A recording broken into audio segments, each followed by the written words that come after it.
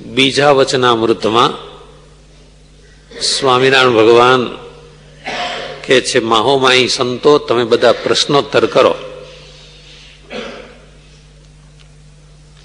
સ્વયં પ્રકાશાનંદ સ્વામીએ પૂછ્યું, ભગવાનના ભક્તને ભગવાનના સ્વરૂપમાં હેત કઈ રીતે થાય?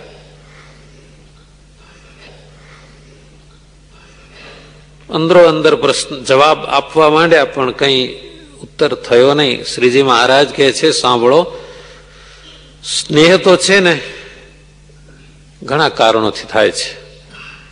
રૂપથી પણ સ્નેહ થાય છે, કામથી સ્નેહ થાય છે, લોભથી સ્નેહ થાય, સ્વાર્થથી અને ગુણથી. આટલા પ્રકારે હેત થતું હોય છે. કોઈ વ્યક્તિમાં હેત થાય તો એના આટલા કારણો હોય છે.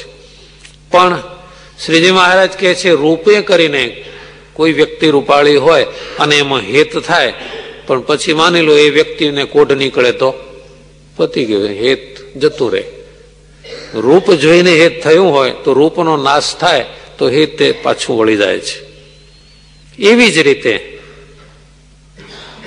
લોભ, કામ, સ્વાર્થથી પણ હેત થતા હોય છે. લોભની ઈચ્છાએ કોઈ જોડાઈ જાય, તમે તો બહુ સારા, પણ એ લોભ એનો પૂરો ન થાય તો એને હેત તૂટી જાય છે. કંઈક સ્વાર્થથી કોઈ માણસ બહુ હેત રાખતો થઈ જાય, પણ એ સ્વાર્થ પૂરો ન થાય તો એનું હેત તૂટી જાય છે. પણ ગુણે કરીને જે હેત થાય એ કાયમ રહે છે. સોમલા ખાચર કહે છે, મહારાજ ગુણ એટલે ઉપરલા કે અંદરના? શ્રીજી મહારાજ કે છે, ઉપરલા ગુણે શું થાય? ગુણ ત્રણ પ્રકારના છે, વચનથી, દેહથી અને મનથી. જે ગુણ જોડાય એ ગુણ સાચા. આવા ગુણ જેનામાં હોય એવા ભક્તને ભગવાન ઉપર હેત થાય અને ભગવાનને એવા ભક્ત ઉપર હેત થાય છે. ગુણ ત્રણ પ્રકારના, બહુ ધ્યાનથી યાદ રાખી લેજો.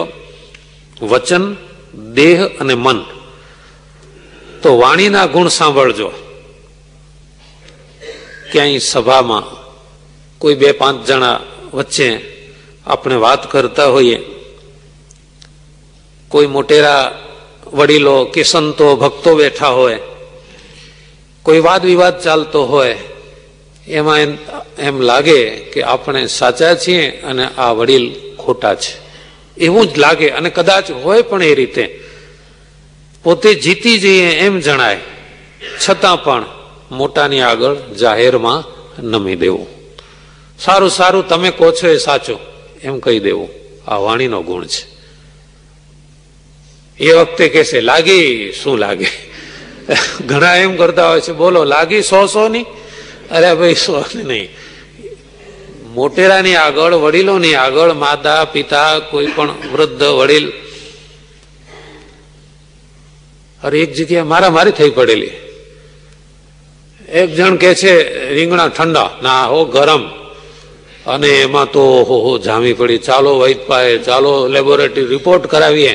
એમાં તમને ધક્કા મૂકી સુધી કામ આવી ગયું. ત્યાં ત્રીજો માણસ વચમાં પડ્યો, છે શું તમારે, કેટલા મણ લીધા છે? ના, લીધા દીધાની વાત નથી, આ તો ગરમ કે ઠંડા એટલી જ વાત છે. તો કે તમે બે ગરમ છો, રીંગણા તો ઠંડા જ હોય છે બિચારા. એટલે જ વચનનો ગુણ એ છે કે મોટા સંતની આગળ હારી જવું. અને શ્રીજી મહારાજ ઉદાહરણ આપે છે, પરમેશ્વર કે મોટા સંતે પોતાને કંઈક વચન કહ્યું, એ વચન કદાચ યોગ્ય ન હોય, અયોગ્ય હોય. અયોગ્ય એટલે અત્યારે કોઈ સંતે એમ કહ્યું કે અત્યારે તમે જાઓ વડોદરા, આ હરિભક્તને મળજો ને આ કામ છે, અને તમારે ખાસ બીજે જવાનું હોય, તમે જ્યાં સર્વિસ કરો છો, હવે ઓફિસ તરફથી ઓર્ડર આવ્યો હોય કે આજને આજ ફલાણી જગ્યાએ હાજર થાવ. સભામાં તમને સંતે કહ્યું હોય કે તમે આજે વડોદરા જાઓ.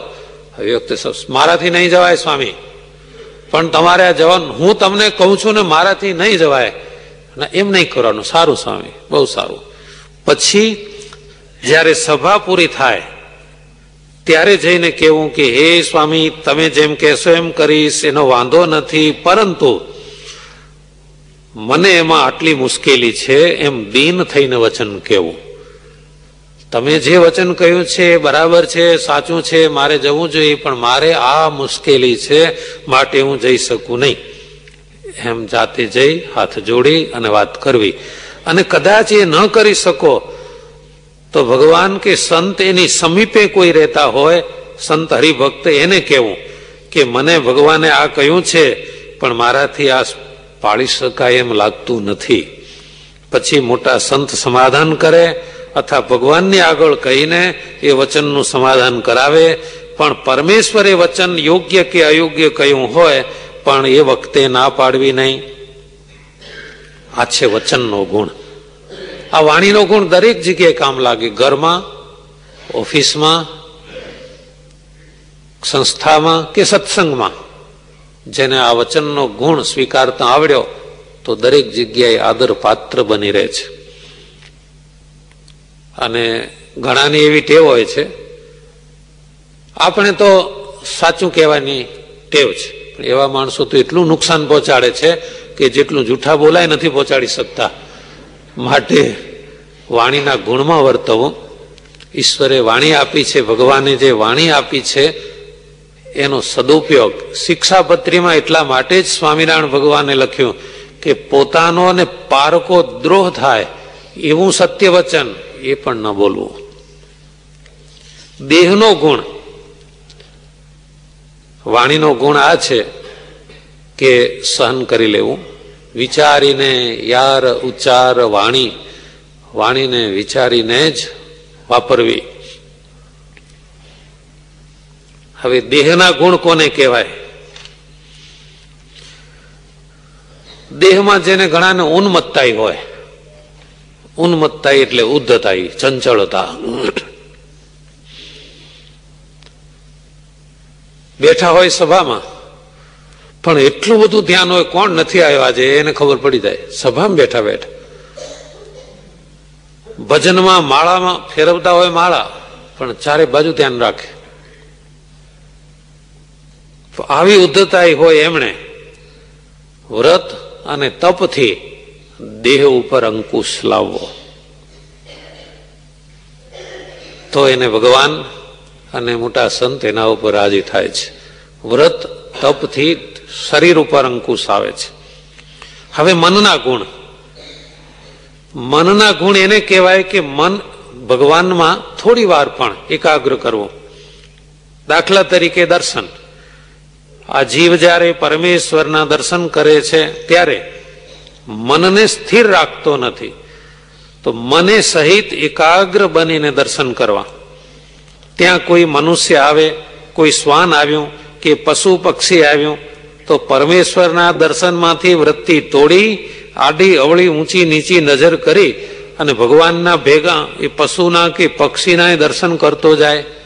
આવી ફાટેલ દ્રષ્ટિવાળાને ભગવાન કે મોટા સંત જોઈને ક્યારે રાજી થતા નથી. આ બહુ ધ્યાન રાખજો. દર્શન કરતા કરતા ચારે બાજુ ચોકી કરે, કોણ આવ્યો કોણ ગયો. અરે એટલા હોશિયાર હોય છે કે પેલા ભાઈએ દાનપાત્રમાં આઠાના નાખ્યા કે રૂપિયો એ ધ્યાન રાખે અને દર્શન કરતા હોય. આવા દર્શનથી કોઈ અર્થ નથી. સ્વામિનારાયણ ભગવાન કંઈક ખીજાયા લાગે છે એટલે બોલ્યા કે ફાટેલ દ્રષ્ટિવાળા. હાવ ફાટેલી નજર છે એની, સ્થિર થતી જ નથી. આવો લૌકિક દ્રષ્ટિવાળો જો શ્રીજી મહારાજ એને કોની સાથે સરખાવે છે. બહુ ધ્યાન રાખજો. દર્શન તમે અહીં કેટલી વાર કરો છો એ મહત્વનું નથી, પણ કેવી રીતે દર્શન કરો છો એ મહત્વનું છે. કેમેરો ઠાકોરજીની સામે ધરો, એક જ મટકું મારે પણ ભગવાનનું સ્વરૂપ એના બોક્સમાં ઉતરી જાય. દર્શન માટે આ દ્રષ્ટાંત બહુ અગત્યનું છે. એવા હરિભક્તો છે આપણી પાસે અહીં કે ઠાકોરજીના દર્શન કરે ત્યારે આજે ભગવાને કેવા વાગા, નાના સ્વરૂપને કેવા વાગા, કેવી ટોપી, અરે હારમાં ફૂલ ગુલાબ